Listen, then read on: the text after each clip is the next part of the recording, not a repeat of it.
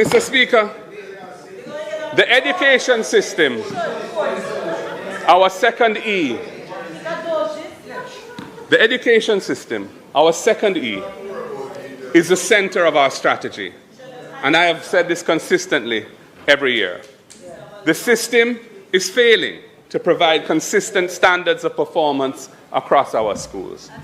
While there are some institutions of excellence in Jamaica, in which we are all very proud, over 30% of our children entering secondary school from primary school are unable to read and write or to do basic arithmetic.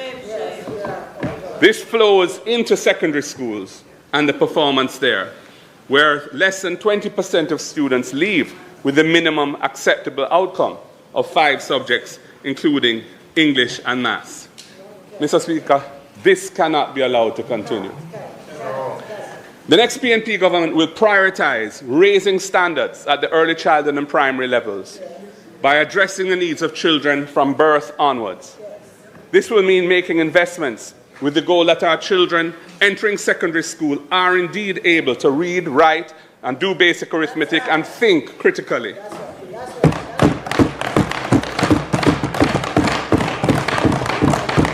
These investments are required in teacher training and compensation, infrastructure and technology, and in support services for parenting. Absenteeism is a big problem.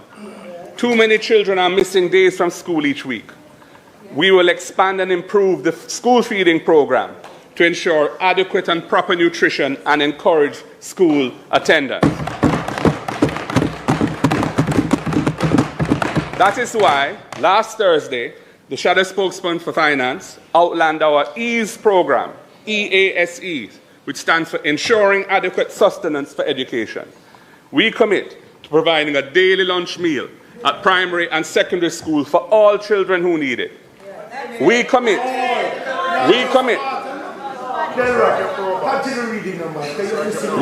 to extending this to a daily breakfast thereafter as the fiscal situation improves. This will help us to ease the financial burden on parents and guardians. We are championing change by cushioning the cost of living crisis for the most vulnerable in the society.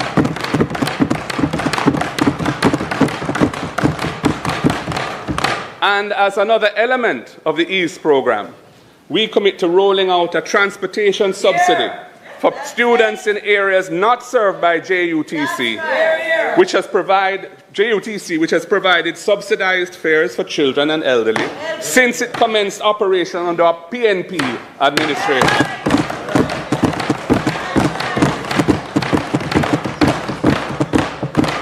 Our rural initiative for delivering education, the RIDE program, will assist rural students with their weekly transportation costs.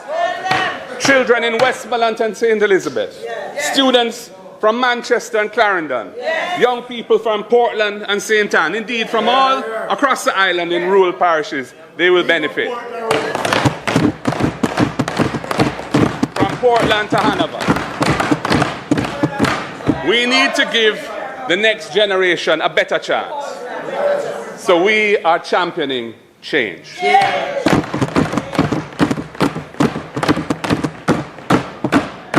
Mr. Speaker, my understanding is that the existing arrangements on the path in relation to transportation target only 7,500 students. Our aim is to expand it significantly over the next 3 years. Our target is to expand it to 50,000 students in that period.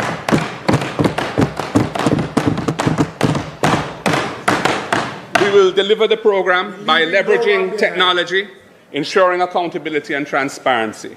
We will start modestly and we will scale it up. We will partner with the schools, licensed transport operators and service stations to deliver the RIDE program via a cash-free system. We will say more about this program at an appropriate time.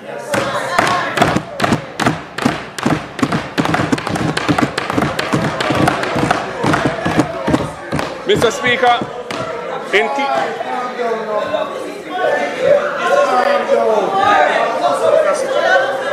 they are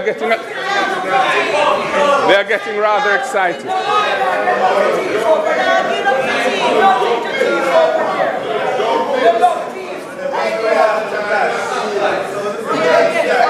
Yeah. Mr. Speaker, if I can continue. Thank you, Mr. Speaker. In keeping with our belief in a sound grounding, a solid grounding in ethics, we will equip our students with an understanding of the Constitution and their rights, and with social skills based on wholesome values and attitudes.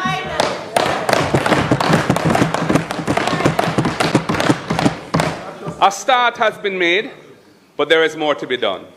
We will deepen and entrench civics education as a core subject in the national curriculum. We will build the teachings of the Right Excellent Marcus Mosiah Garvey into the school curriculum. We will do so at all levels on an age-appropriate basis to encourage self-belief, personal responsibility, and self-actualization in our nation's youth.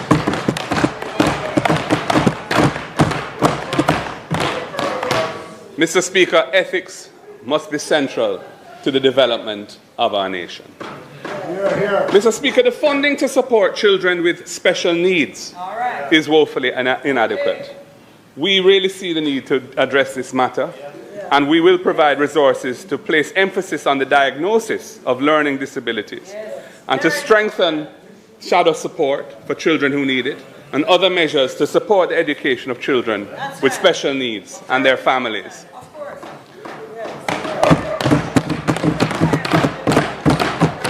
At the tertiary level, Jamaica is lagging behind in producing an educated workforce to drive national development, with less than 30% of eligible children enrolled in tertiary education, eligible students. We will provide one full scholarship for a university degree per family. This will provide an avenue of social mobility for each family and encourage broader participation in tertiary education in Jamaica. Mr. Speaker, the next PNP government will go further than the other side have when it comes to student loans, while we acknowledge the adjustments that have been announced. We will cap loan payments for borrowers from the Student Loan Bureau at a manageable percentage of the borrower's actual income. In periods of unemployment, we will suspend loan payments and tack those payments onto the back end of their loans without penalties. Young professionals who borrowed student loans to invest in their education will no longer have to fret about the shackle of a bad credit score through no fault of their own.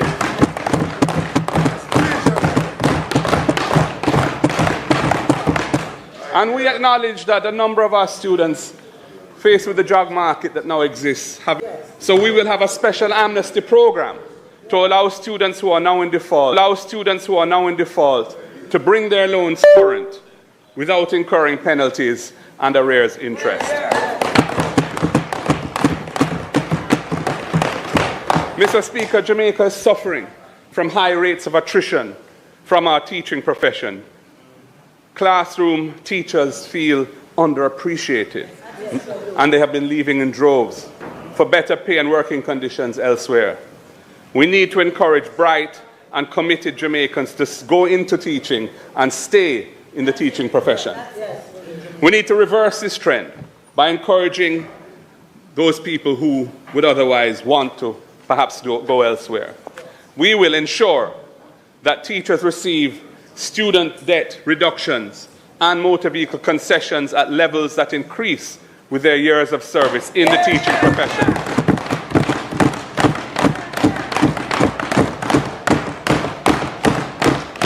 We will ensure that teachers benefit from enhanced access to NHT loans and are given priority in housing allocations in NHT finance schemes.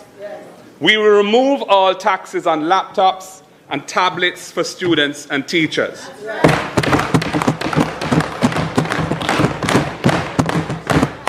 And we will negotiate package deals to provide teachers with free internet service as a tool of their trade. That's right.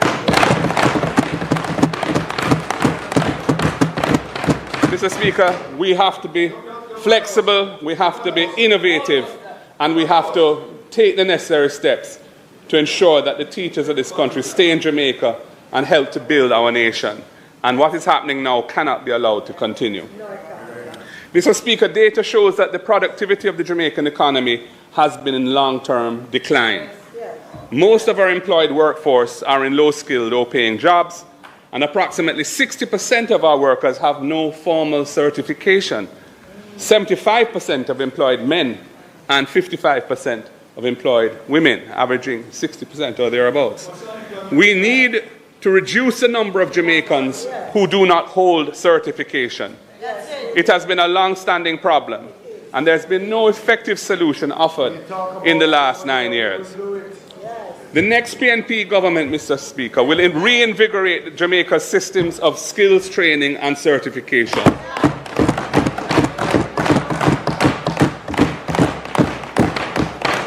That will help our national productivity to increase dramatically so that we can attract investment in high value-added industries that provide well-paying jobs for our people globally.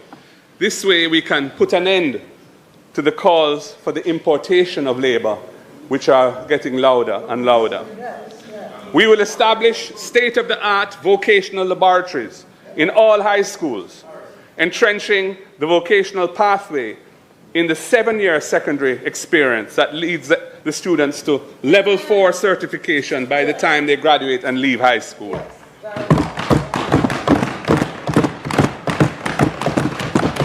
We will revitalize and repurpose HEART so that it provides the training opportunities needed to build a fit-for-purpose workforce that is geared to meet the evolving needs of the 21st century economy. And Mr. Speaker, we also recognize the benefits of training in the private sector. The private sector training typically is more geared towards the actual knowledge and skills which businesses need to compete and expand. There's tremendous value in that. The competitiveness of our economy will therefore benefit from a significant expansion of the investment in training at the firm level. We will use HEART's resources to incentivize businesses to invest in training. We will match dollar for dollar the amount that a business spends on training so that we can expand the productivity and efficiency of Jamaica's workforce.